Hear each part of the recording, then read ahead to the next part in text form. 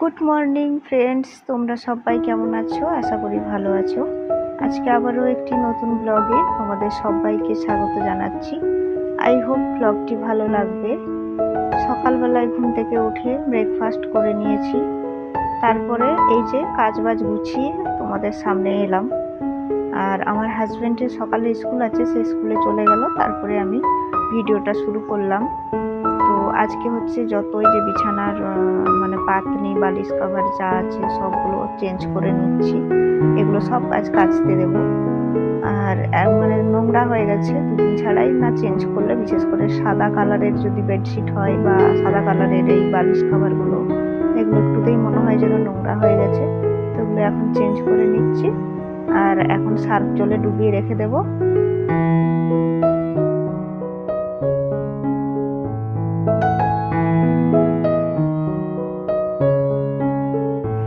Morning school হয়, আমার রান্নার তাড়াতাড় মানে খুব কম।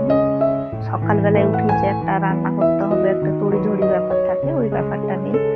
আমার একটু শান্তি, মানে এই সকালের কাজগুলো করে তারপরে আমি রান্নাটা বসাতে পারছি।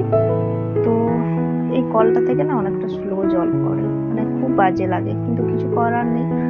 যেহেতু ভাড়ায় আছে কিছু বলতেও পারি না, মানে এত স্লো ভাবে জল পড়ে, মনে হয় যেন মানে এক বালতি জল ভর্তি হতে কত সময় লাগে। তো বালতির মধ্যে সার্ফ দিয়ে দিলাম, একটু বেশি করেই দিলাম। আর এই কাপড়গুলো সব ভিজিয়ে দেবো। আর যদি আমি আগের থেকে ভিজিয়ে রেখে দিই তাহলে কি বলতো, নোংরাটা মানে অনেক তাড়াতাড়ি ছেড়ে যায়, কষ্টটা খুব কম হয়। তো তার জন্য সার্ফ জলে এগুলো খুব ভালো করে এখন আমি ভিজিয়ে দিচ্ছি।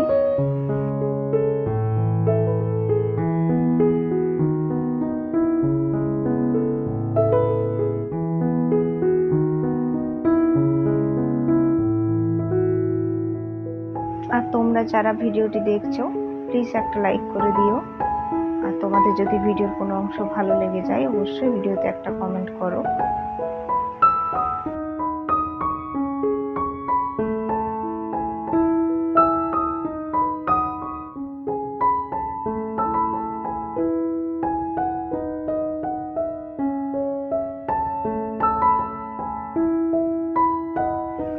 ওইদিকে সব জামা কাপড় ভিজিয়ে চলে এলাম এরপর রান্নার কাজে।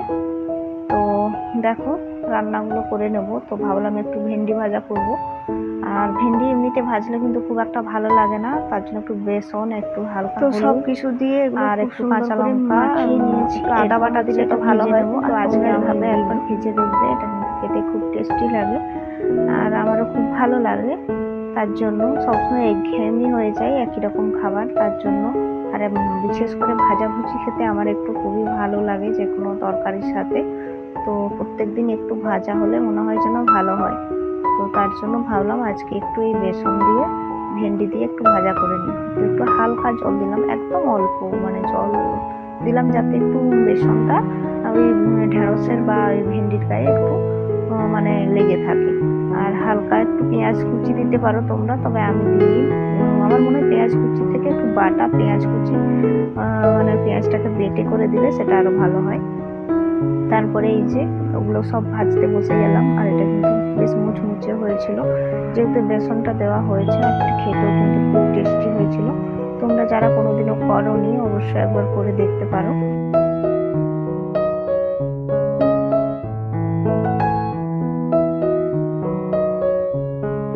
তারপর ওই তেলের মধ্যেই আমি হালকা হলুদ দিয়ে আর পটল আলুটা দিয়ে ভেজে তুলে নিয়েছি।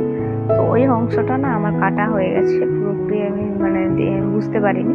তো তোমরা একটু মানিয়ে নিও। তারপরে আলু পটলটা ভেজে রেখে দিয়েছি, আর এদিকে একটু তেলের মধ্যে হালকা পেঁয়াজ দিয়ে আর আদা একটা শুকনো লঙ্কা বাটা দিয়ে খুব সুন্দর করে মশলাটা যখন ফুটে উঠলো হালকা হালকা করে, তখন পটল আলুটা দিয়ে মশলাটার সাথে কষিয়ে নিলাম। আর খুব সুন্দর করে কষিয়ে নিতে হবে। তারপরে এখানে জল অ্যাড করে দেবো, আর মাখা মাখা হয়ে গেলে নামিয়ে দেবো।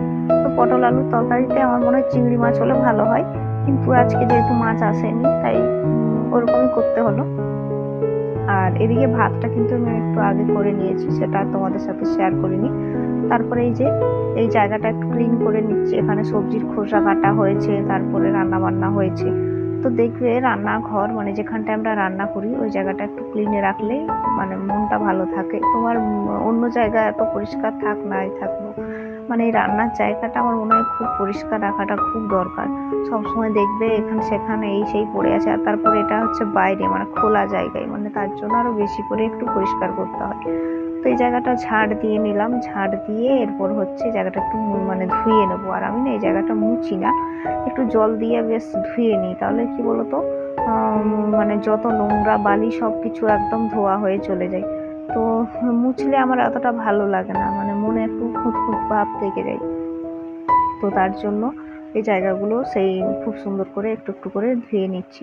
তো আমার এইভাবে ধুতে কিন্তু খুব ভালো লাগে। তোমরা কমেন্টে জানাবে কারা এভাবে ঘর ধুতে ভালোবাসো। বিশেষ করে ঘর মোছার থেকে ঘর ধোয়া আমার খুব ভালো লাগে। মনে হয় যত ইচ্ছা জল ঢেলে যত নোংরা আছে সবকে ঢেলে একবারে পরিষ্কার করে বাইরে বের করে দিই। তো বেশি তো জল ঢালাও যাবে না, যেহেতু এটা তো মানে ঢালু নয়, ওই পাশটা একটু উঁচু টাইপের, মানে ঝাঁটা দিয়ে জলটা আমাকে ঠেলে ঠেলে নিয়ে যেতে হচ্ছে। আর দরজার সামনে বিশেষ করে জল ঢেলে দিলাম। আর ওইখানে না দুটো পাতাবাহারের গাছ আছে, খুব সুন্দর। তো ভিডিওটা যদি ভালো লাগে অবশ্যই লাইক করো, আর আমি এতদূর রাখলাম ভিডিও।